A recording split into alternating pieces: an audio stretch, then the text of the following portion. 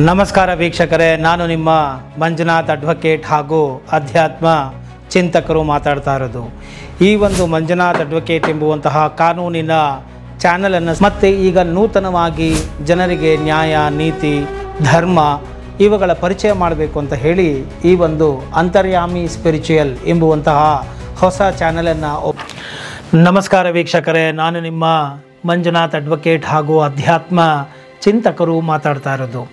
ಇವತ್ತು ಈ ಒಂದು ಆಧ್ಯಾತ್ಮಿಕ ಮಾರ್ಗದಲ್ಲಿ ಎರಡು ರೀತಿಯಾದಂತಹ ಮಾರ್ಗಗಳಿದೆ. ಒಂದು ಇತಿ ಮಾರ್ಗ, ಇನ್ನೊಂದು ನೇತಿ ಮಾರ್ಗ ಅಂತ ಹೇಳಿ. ಈ ಇತಿ ಮಾರ್ಗ ಅಂದರೆ ಎಲ್ಲವನ್ನೂ ಕೂಡ ನಾವು ಅಕ್ಸೆಪ್ಟ್ ಮಾಡಿಕೊಳ್ಳೋದು, ಸ್ವೀಕರಿಸುವುದು. ಅಂದರೆ ಎಲ್ಲವೂ ಎಲ್ಲದರಲ್ಲೂ ಪರಮಾತ್ಮನಿದ್ದಾನೆ ಎಂಬುದಾಗಿ, ಅಣುರೇಣು ತೃಣಕಾಷ್ಟಗಳಲ್ಲಿಯೂ ಪರಮಾತ್ಮನು ತುಂಬಿದ್ದಾನೆ ಅಂತ ಹೇಳಿ ನಾವು ಎಲ್ಲವನ್ನು ಒಪ್ಪಿಕೊಂಡು ಆ ಒಂದು ಭಾವದಲ್ಲಿ ಬದುಕುವುದನ್ನು ನಾವು ಇತಿ ಮಾರ್ಗ ಅಂತ ಹೇಳಿ ಕರೆಯಬಹುದಾಗಿದೆ. ಇನ್ನು ನೇತಿ ಮಾರ್ಗ ಅಂತ ಹೇಳಿದರೆ ಇಲ್ಲಿ ಇದಲ್ಲ ಬ್ರಹ್ಮ ಅಂದರೆ ಇದಲ್ಲ, ಬ್ರಹ್ಮವಸ್ತು ಇದಲ್ಲ ಅಂತ ಹೇಳಿ ನೇತಿ ಅಂದರೆ ನೆಗೆಟ್ ಮಾಡಿ ನಕಾರಾತ್ಮಕ ಮಾಡಿ ಇದಲ್ಲ ಅಂತ ಹೇಳಿ ಅದನ್ನು ತಿರಸ್ಕಾರ ಮಾಡ್ತಾ ಎಲ್ಲದರಲ್ಲಿಯೂ ಕೂಡ ಸಚ್ಚಿದಾನಂದ ಅಂದರೆ ಸಚ್ಚಿದಾನಂದ ಸ್ವರೂಪವಿದೆಯಾ, ಇದರಲ್ಲಿ ಪರ್ಮನೆಂಟ್ ಇದೆಯಾ, ಯಾವುದು ಶಾಶ್ವತ ಯಾವುದು ಅಶಾಶ್ವತ ಅಂತ ಹೇಳಿ ಅದನ್ನು ವಿಶ್ಲೇಷಿಸಿ, ವಿಮರ್ಶಿಸಿ, ವಿಭಜಿಸಿ ತೀರ್ಮಾನಗಳನ್ನು ತೆಗೆದುಕೊಂಡು ಸಾಧಕನಾದವನು, ನೇತಿ ಮಾರ್ಗದಲ್ಲಿರುವಂತಹವನು ಎಲ್ಲವನ್ನು ವರ್ಜ್ಯ ಮಾಡಿಬಿಡ್ತಾನೆ, ಅಂದರೆ ಬಿಟ್ಟು ಬಿಡ್ತಾನೆ.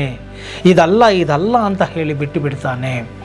ಬಿಡುವುದನ್ನು ನಾವು ನೇತಿ ಮಾರ್ಗ ಅಂತ ಹೇಳಿ ಕರೆಯುತ್ತೇವೆ. ನೋಡಿ, ಒಂದು ಇಡೀ ವಿಶ್ವವನ್ನು ಬಾಚಿ ತಬ್ಬಿಕೊಳ್ಳುವುದು, ಅಣುರೇಣು ತೃಣಕಾಷ್ಟಗಳಲ್ಲಿಯೂ ಪರಮಾತ್ಮನಿದ್ದಾನೆ ಅಂತ ಭಾವಿಸುವುದು, ಎಲ್ಲವೂ ಕೂಡ ಪರಮಾತ್ಮನಾಗಿದ್ದಾನೆ, ಸರ್ವಂ ಕಲ್ವಿದಂ ಬ್ರಹ್ಮ ಮತ್ತು ವಸುದೇವ ಕುಟುಂಬಂ ಅಂತ ಹೇಳಿ ಎಲ್ಲವನ್ನು ಬಾಚಿ ತಬ್ಬಿಕೊಳ್ಳುವುದು, ಎಲ್ಲದರಲ್ಲಿಯೂ ಪರಮಾತ್ಮನನ್ನು ಕಾಣುವುದು.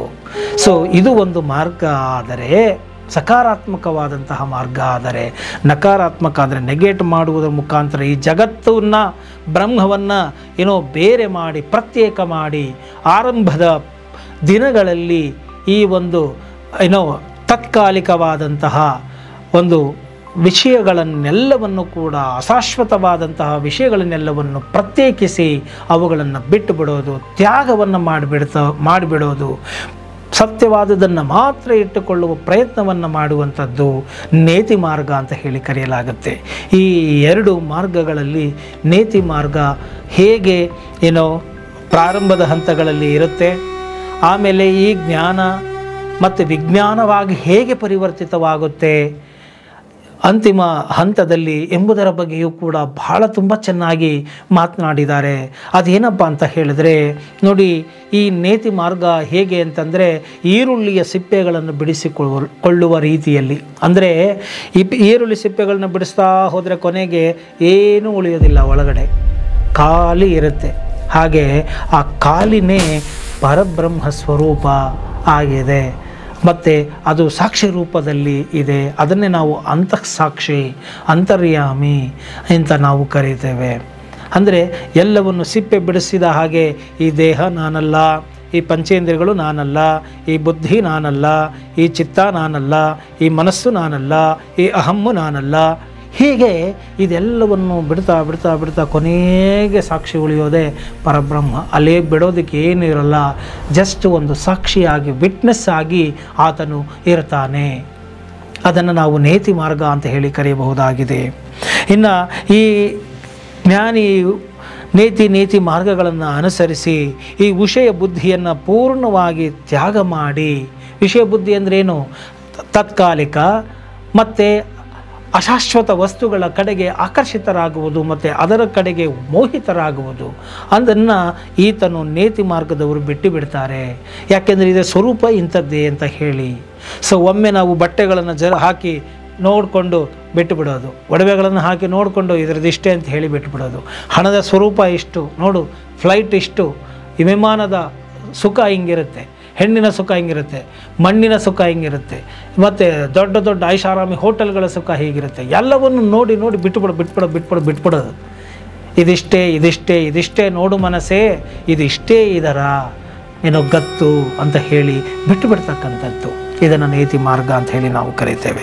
ಸೊ ಹೇಗೆ ಈ ಒಂದು ಬ್ರಹ್ಮನ ಸಾಕ್ಷಾತ್ಕಾರವನ್ನು ಈ ಒಂದು ನೇತಿ ಮಾರ್ಗದವರು ಒಂದೊಂದು ಮೆಟ್ಟಿಲುಗಳನ್ನು ಏರ್ತಾ ಇನ್ನೊಂದು ಮೆಟ್ಟಿಲುಗಳನ್ನು ಬಿಡ್ತಾ ಏರ್ತಾ ಇನ್ನೊಂದು ಮೆಟ್ಟಿಲುಗಳನ್ನ ಬಿಡ್ತಾ ಅವನು ಮೇಲ್ಗಡೆಗೆ ಹೊರಟೋಗ್ತಾನೆ. ನೋಡಿ, 100 ಮೆಟ್ಲಿದೆ ಅಂದರೆ 1 2 3 4 5 ಅಂತ ಇಟ್ಕೊಳ್ಳಿ. 4 ಮೆಟ್ಲುಗಳನ್ನು ಆತ ಬಿಟ್ಬಿಟ್ಟ, 5ನೇ ಮೆಟ್ಲಿಂದ ಹೋಗ್ತಾ ಇದ್ದಾನೆ. ಹಾಗೆ ಏರುವ ಶ್ರೇಣಿಯಲ್ಲಿ ಹೋಗ್ತಾ ಒಂದೊಂದನ್ನು ಇದಲ್ಲ ಬ್ರಹ್ಮ, ಇದು ಅಶಾಶ್ವತ ಅಂತ ಹೇಳಿ, ಇದು ಕೊಳೆಯುವಂಥದ್ದು, ನಾರುವಂಥದ್ದು, ಇದು ಶಾಶ್ವತವಲ್ಲದ್ದು, ಹೀಗೆ ಒಂದೊಂದೇ ಮೆಟ್ಟಿಲುಗಳನ್ನು ಬಿಡ್ತಾ ಅವನು ಊರ್ಧ್ವ ಮಟ್ಟಕ್ಕೆ ಹೋಗ್ತಾನೆ. ಅಲ್ಲಿ ಚಾವಣಿಗೆ ಹೋಗ್ತಾನೆ, ಅಂದರೆ ರೂಫ್ ಮೇಲಕ್ಕೆ ಹೋಗ್ತಾನೆ. ಹೋದ್ಮೇಲೆ ಅದು ಗೊತ್ತಾಗುತ್ತೆ, ಆ ಮೇಲ್ ಹಂತದಲ್ಲಿ ಆತನು ಜಾಸ್ತಿ ಹೊತ್ತು ಇರಲಿಕ್ಕಾಗೋದಿಲ್ಲ ಅಂತ ಹೇಳಿಬಿಟ್ಟು ಹೇಳ್ತಾರೆ. ಮತ್ತು ಆ ಸಾಲಿನ ಹಂತಗಳನ್ನು ಬಿಡ್ತಾ ಹಿಂದೆಟ್ಟು ಚಾವಣಿയെ ಮುಟ್ಟುವ ಹಾಗೆ ಅದರ ವಿಜ್ಞಾನಿ ವಿಶೇಷತೆಯನ್ನು ಹೊಂದುತ್ತಾನೆ. ಆ ವಿಜ್ಞಾನಿಯು ಬ್ರಹ್ಮನೊಳಗೆ ಬೆರೆತು ಇನ್ನೂ ವಿಶಿಷ್ಟವಾದಂತಹ ಅನುಭವವನ್ನು ಪಡೆದುಕೊಳ್ಳುತ್ತಾನೆ. ಹೇಗೆ ಈ ಶಾಶ್ವತ ಅಶಾಶ್ವತಗಳನ್ನು ಬೇರೆ ಮಾಡಿ ಮಾರ್ಪಡಿಸಿ ನೋಡುವವನನ್ನು ಜ್ಞಾನಿ ಅಂತ ಹೇಳಿ ಇದೆಲ್ಲವನ್ನು ಬಿಟ್ಟು ಚಾವಣಿಯನ್ನು ಏರ್ತಾನೆ ಅವನು ಜ್ಞಾನಿ ಆದರೆ, ಅಲ್ಲಿ ಕುಳಿತಂಥವನಿಗೆ ಇನ್ನು ವಿಜ್ಞಾನಿ ಆದವನು ಇನ್ನೂ ಒಂದು ಹಂತ ಇದೆ. ವಿಜ್ಞಾನಿ ಆತನು ವಿಶೇಷ ರೂಪದಲ್ಲಿ ವಿಶೇಷವಾದಂಥ ಅನುಭವವನ್ನು ಪಡಿತಾನೆ. ಯಾಕೆ ಅಂತ ಹೇಳಿದ್ರೆ ಆತನು ನೋಡಿದಾಗ ಗೊತ್ತಾಗುತ್ತೆ, ಈ ಒಂದು ಚಾವಣಿ, ಈ ರೂಫನ್ನು ಯಾವುದರಿಂದ ಮಾಡಲಾಗಿದೆಯೋ ಅದೇ ವಸ್ತುಗಳಿಂದ, ಅಂದರೆ ಅದೇ ಇಟ್ಟಿಗೆಗಳು, ಅದೇ ಮರಳು, ಸಿಮೆಂಟು, ಮತ್ತು ಅದೇ ನೀರು ಕ್ಯೂರಿಂಗು, ಅದೇ ಪ್ರೋಸೆಸ್ ಮಾಡುವುದರ ಮುಖಾಂತರ ಈ ಮೆಟ್ಟಿಲುಗಳನ್ನು ಕಟ್ಟಲಾಗಿದೆ. ಹಾಗೂ ಆ ಮೆಟ್ಟಿಲುಗಳಲ್ಲಿ ಇರುವಂತಹ ವಸ್ತುಗಳೇ ಈ ಒಂದು ಚಾವಣಿಯ ಮೇಲಿರುವ ಬ್ರಹ್ಮನಲ್ಲೂ ಇದೆ, ಈ ಚಾವಣಿಯಾದಂತಹ ಈ ಬ್ರಹ್ಮನಲ್ಲಿದೆ. ಆದ್ದರಿಂದ ಈ ನಾನು ಇದಲ್ಲ ಅಂತ ಬಿಟ್ಟಂತಹ ವಸ್ತುಗಳು ಏನಿದವೋ ಇದೆಲ್ಲವೂ ಕೂಡ ಬ್ರಹ್ಮಮಯವೇ ಆಗಿದೆ ಅಂತ ಆತನು ತಿಳಿದುಕೊಳ್ಳುತ್ತಾನೆ.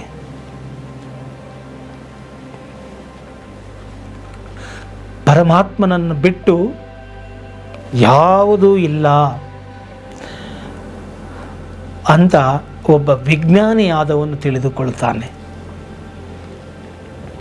ಆತನೇ ಇತಿ ಮಾರ್ಗ, ಅಂದರೆ ಎಲ್ಲವನ್ನೂ ಅರ್ಥ ಮಾಡಿಕೊಳ್ತಾನೆ, ಎಲ್ಲವನ್ನೂ ಬಾಚಿ ತಪ್ತಾನೆ, ಎಲ್ಲವೂ ಅದೇ ಆಗಿದೆ, ತನ್ನನ್ನುಳಿದು ಬೇರೆ ಇನ್ನೇನೂ ಇಲ್ಲ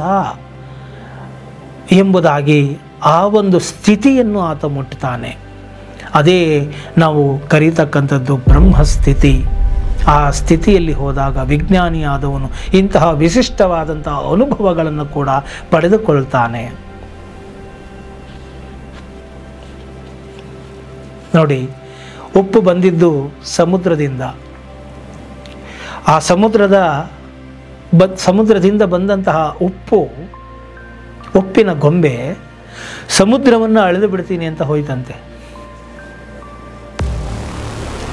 ಆದರೆ ಆ ಸಮುದ್ರಕ್ಕೆ ಹೋಗ್ತಾ ಇದ್ದಂಗೆ, ಪಾದಸ್ಪರ್ಶ ಆಗ್ತಾ ಇದ್ದಂಗೆ ಆ ಉಪ್ಪಿನ ಬೊಂಬೆ ಕರಗಿ ಸಮುದ್ರದಲ್ಲಿ ಲೀನ ಆಗುವಂತೆ.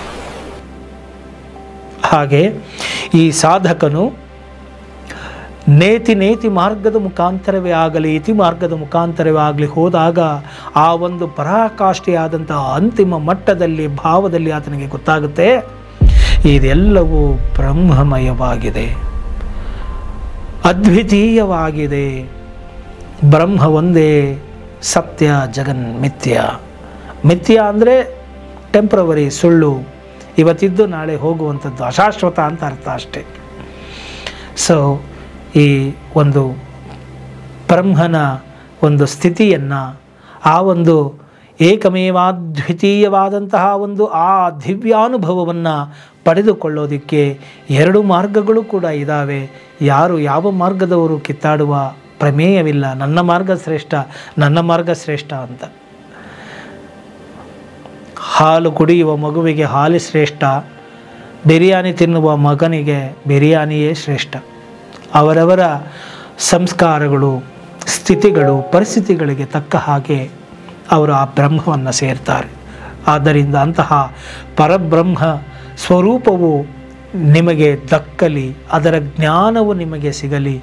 ಆ ಒಂದು ಪರಬ್ರಹ್ಮ ಸ್ವರೂಪದ ಜ್ಞಾನವನ್ನು ದೊರೆತು ನೀವು ಕೂಡ ಕೃಪಕಟಾಕ್ಷಕ್ಕೆ, ಪರಮಾತ್ಮನ ಒಂದು ಅನುಗ್ರಹಕ್ಕೆ ನೀವು ಪಾತ್ರರಾಗಿ ನೀವು ನಿಮ್ಮ ಕುಟುಂಬದವರೆಲ್ಲರೂ ಚೆನ್ನಾಗಿರಲಿ ಅಂತ ಹೇಳಿ ಬಯಸ್ತಾ ನಾನು ಒಂದು ಪರಮಾತ್ಮನ ಒಂದು ಕೀರ್ತನೆಯನ್ನು ಹಾಡಲಿಕ್ಕೆ ಬಯಸ್ತೇನೆ. ಶೈಲಗಿರೀಶ್ವರ ಉಮಾ ಮಹೇಶ್ವರ ಕಾಶಿ ವಿಶ್ವೇಶ್ವರ ಸದಾಶಿವ. ಶೈಲಗಿರೀಶ್ವರ ಉಮಾ ಮಹೇಶ್ವರ ಕಾಶಿ ವಿಶ್ವೇಶ್ವರ ಸದಾಶಿವ. ಸದಾಶಿವ ಸದಾಶಿವ ಸದಾಶಿವ ಶಂಭೋ ಸದಾಶಿವ. ಸದಾಶಿವ ಓಂ ಸದಾಶಿವ. ಸದಾಶಿವ ಓಂ ಸಾಂಬ ಸದಾ ಶಿವ. ಶೈಲಗಿರೀಶ್ವರ ಉಮಾ ಮಹೇಶ್ವರ ಕಾಶಿ ವಿಶ್ವೇಶ್ವರ ಸದಾಶಿವ. ಸದಾಶಿವ ಸದಾಶಿವ ಸದಾಶಿವ ಸಾಂಬ ಸದಾಶಿವ.